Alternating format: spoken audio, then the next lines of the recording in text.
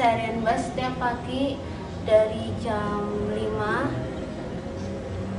ke pasar ya gitu, bangun, sholat, terus persiapan untuk ke pasar. Berarti kayak gitu harus bangun gasik ya? Ya harus, kalau enggak bisa nggak kebagian, bisa ya terkadang berebut sama pembeli yang lain. Kalau kayak gitu, kalau misalnya bangunnya telat itu gimana? Bangunnya telat ya terpaksanya seadanya, kalau lagi di pasar seadanya jajan itu ya jajan itu aja dibeli. Selama itu masih apa ya, di anak-anak itu suka ya. Biasanya itu apa aja? Biasanya kalau anak-anak lebih seneng ke makanan ya, gorengan, terus arem-arem, lumpia, martabak, bakwan, terus donat,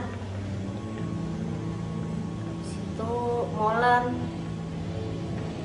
Itu anak-anak paling seneng, soalnya apa ya, buat mereka itu kenyang lah, makanan itu kenyang.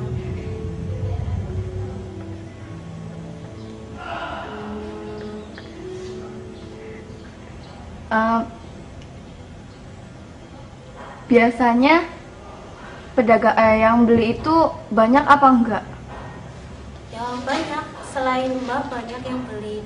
Ya ada ibu-ibu yang biasa belanja gitu buat dijual lagi di warung.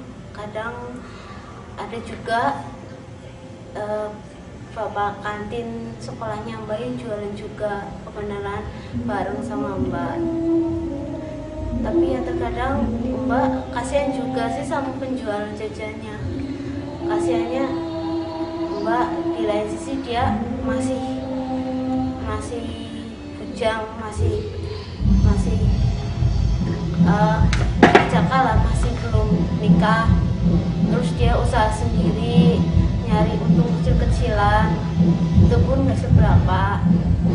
Terus yang Mbak kasihan terkadang sama pembeli-pembeli lain ya bilangnya 10 tapi isinya bukan 10, ada kadang ada yang 12, ada yang 11, tapi ya itulah Mbak kasihannya sama dia kayak gitu.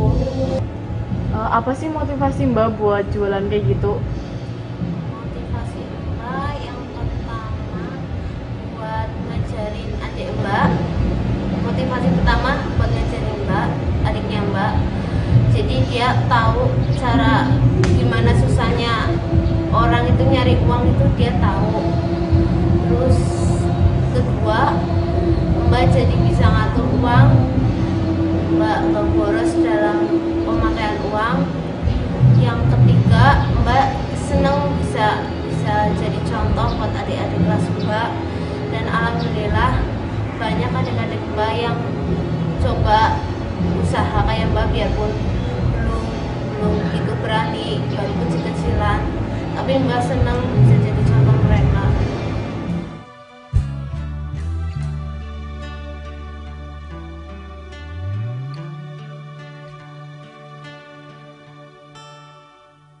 Bersatu untuk berpisah, berpisah untuk bersama.